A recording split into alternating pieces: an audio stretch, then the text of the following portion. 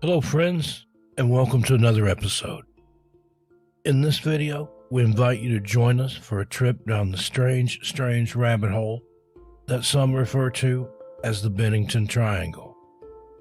The area known as the Bennington Triangle, which surrounds Glastonbury Mountain in the New England state of Vermont, has a long, strange history of bizarre occurrences. This includes UFO sightings, Bigfoot encounters, eerie lights and sounds, and the triangle also happens to be the location of several unsolved disappearances during the 1940s and 1950s. If that isn't odd enough, according to Native American lore, the area is heavily cursed. The Native American tribes of New England have always known something was off with the area and tend to steer clear of it at all costs. One particularly chilling legend from the Algonquin tribe cautions of the existence of what are described as evil rocks in the mountains, which have the ability to spring open and devour those unfortunate enough to step upon them. Now, this is rather interesting, considering how people have vanished without a trace from within the triangle. New England author Joseph A. Citro is the person considered to have coined the term Bennington Triangle in 1992 while doing a radio broadcast about paranormal and other unusual activity in the area. According to Citro's findings, he states that the area has similar characteristics with the equally strange Bridgewater Triangle in the bordering state of Massachusetts, which has been written about extensively by cryptozoologist Loren Coleman. The Bennington Triangle is centered around the heavily wooded forest of Glastonbury Mountain and also includes the small towns of Bennington, Woodford, and Shaftesbury, and also the abandoned or ghost towns of Somerset and Glastonbury. Over the last 200 years, there have been many encounters with and sightings of a Bigfoot-like cryptid in the area surrounding Glastonbury Mountain. The locals, as well as paranormal and cryptozoological investigators, refer to this unknown creature as the Bennington Monster. The earliest recorded sightings of the beast occurred in the early 1800s, when a stagecoach loaded with passengers was forced to stop its journey due to a heavily washed-out section of the stage road. The driver of the stagecoach observed that there were very large footprints in the mud, which were way too large to belong to any human. While the perplexed driver was pondering these prints, the stagecoach was suddenly attacked by a large creature that was strong enough to flip the stagecoach over onto its side. The terrified passengers stated that they observed a frightening pair of large eyes peering into the overturned coach at them before whatever the creature was screamed and then ran off to disappear in the surrounding woods. The passengers would later describe the monster as a large, hairy, black creature well over 6 feet in height. The area has long been rife with tales of people suddenly going missing within the area of the triangle. One of the oddest disappearances was that of a man named Carol Herrick in 1943. Herrick disappeared while on a hunting trip just a few miles northeast of the abandoned town of Glastonbury. Although his body was found 3 days later, it was observed to be surrounded by dozens of footprints too large for a normal person. It was also determined that Carol appeared to have been squeezed to death. Then, beginning in 1945 and continuing for the next 5 years, people began to go mysteriously missing from the area with an alarming regularity. A man named Mitty Rivers, a 74-year-old hunting guide very familiar with the area, went missing on November 12, 1945. Rivers, who had led many hunting parties in the area over decades, was taking a group of 4 hunters to the oddly named Hell Hollow area, which is located within the southwest forest of Glastonbury. While leading the hunting party back to camp, he somehow got ahead of the other 4 and, for reasons unknown, never returned to the campsite. At first, the other hunters were not overly concerned, as they knew Mitty to be an expert woodsman and knowledgeable guide. When Rivers still had failed to return the next day, The authorities were contacted and an extensive search was held, comprising as many as 300 worried locals, as well as a number of U.S. Army soldiers who had been dispatched from nearby Fort Devens in Massachusetts. They searched through the deep woods for 8 straight days, but the only possible evidence found was an ammo cartridge for the same type rifle that Rivers was known to be carrying. The cartridge was found in a shallow stream, and there was no evidence of any foul play or animal attack nearby. Although they had no luck with the extensive search effort, many of Mitty's friends and those local to the area were sure with the man's knowledge of the woods and survival skills he would eventually return. However, this never came to be, and no trace of the missing guide has ever been found. The area from which Rivers vanished is near Long Trail Road and Vermont State Route 9. The very next year, on Sunday, December 1st, 1946, an 18-year-old college student named Paula Weldon went missing while hiking in the same area around Long Trail Road. Easily remembered because she was wearing a bright red jacket, several people recalled seeing her that day, including a shop clerk in Bennington who had provided her with directions, and also a couple of elderly hikers who had been approximately 300 feet behind her on the trail for part of their hike.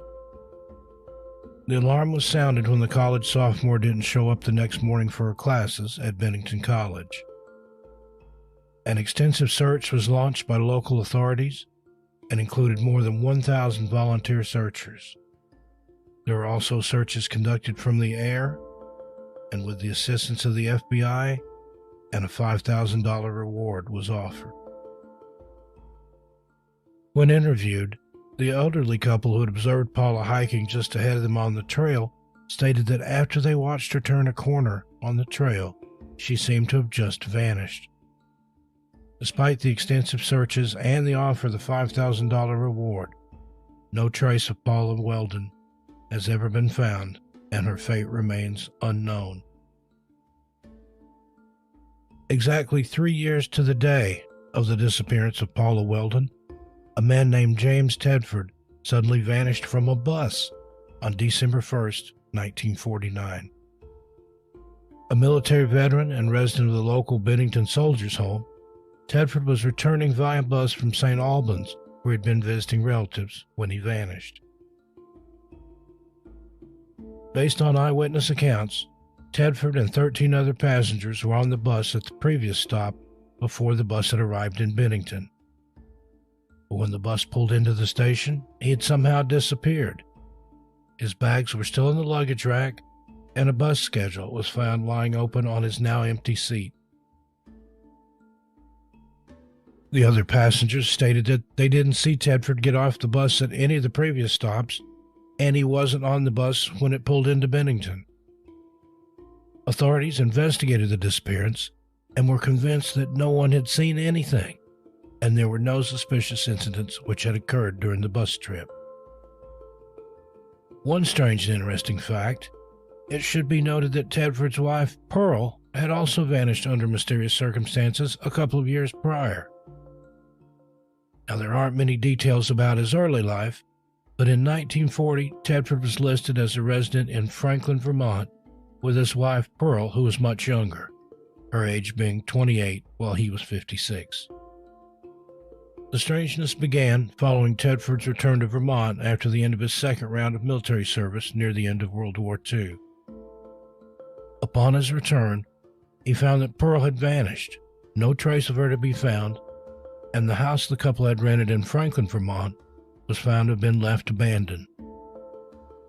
Tedford's family claimed no knowledge as to the whereabouts of the missing wife, and stated the last time they had seen her was as she was on her way to the Amoco gas station in Franklin.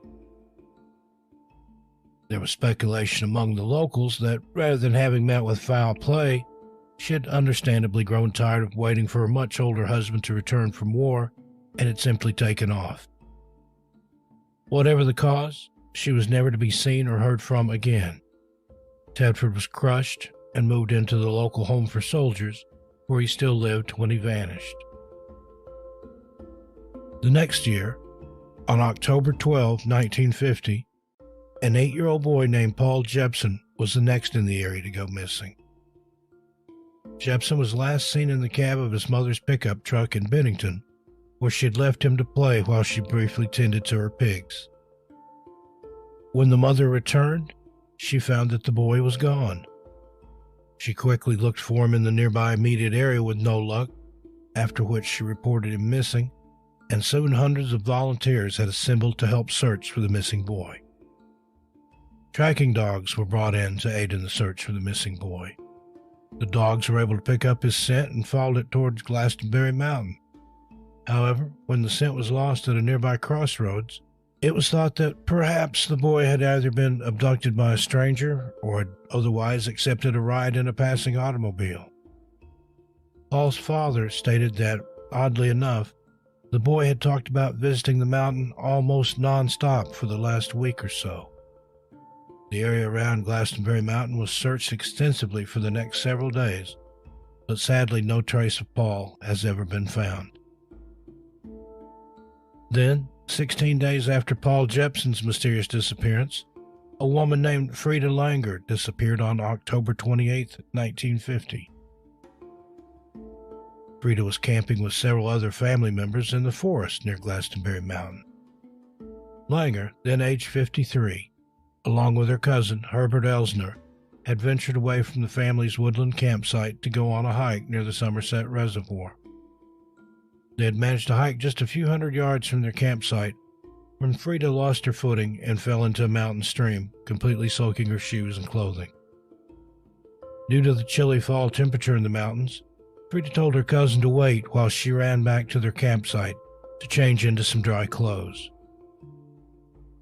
Her cousin stated that he waited for what seemed like a sufficient amount of time, and when Frida still hadn't returned, he decided to go back to the camp to see if she was okay. However, upon his return, he was shocked to learn that Frida hadn't returned to the campsite at all. She had instead apparently vanished in broad daylight in the distance of a few hundred yards. Frida was reported missing, and over the next several weeks, search parties, with as many as 400 people, including concerned volunteers, law enforcement, firefighters, and military, as well as some aircraft, searched for her and came up empty-handed. Sadly, the search was eventually abandoned. 7 months later, however, on May 12, 1951, Frida's body was discovered near Somerset Reservoir. Strangely enough, in an area that had been extensively searched many times previously. The advanced decomposition of her remains meant that no cause of death could be determined, and her case is still unsolved. And then, just as strangely and suddenly as they had begun, the string of disappearances stopped. Frida Langer was the last person to vanish mysteriously during this time frame, and the only missing persons whose remains were found. Other than the geographic locations and time frame, no other connection has been discovered that tie these cases to one another, although some have speculated that a serial killer may be responsible for these strange disappearances. Some blame the Native American curse, or simply claim that the paranormal is to blame, as there appears to be an active portal here into the unexplained. There's also the theory that the area is very unstable due to the unusually chaotic and confusing wind and weather patterns on the mountain, which can cause people to easily become disoriented and then lost as a result. Regardless of what is to be believed, the Bennington Triangle is known to be home to strange and mysterious paranormal phenomena. As well as the aforementioned Bigfoot encounters and the string of mysterious disappearances, there are many reports of strange floating orbs of light, sightings of other bizarre forest creatures, and even the occasional UFO sighting. Well, there you have it, a small glimpse into the unknown, courtesy of the enigma known as the Bennington Triangle. I hope you've enjoyed these stories, and if there are other strange areas you'd like for us to cover, feel free to leave your suggestions in the comments below.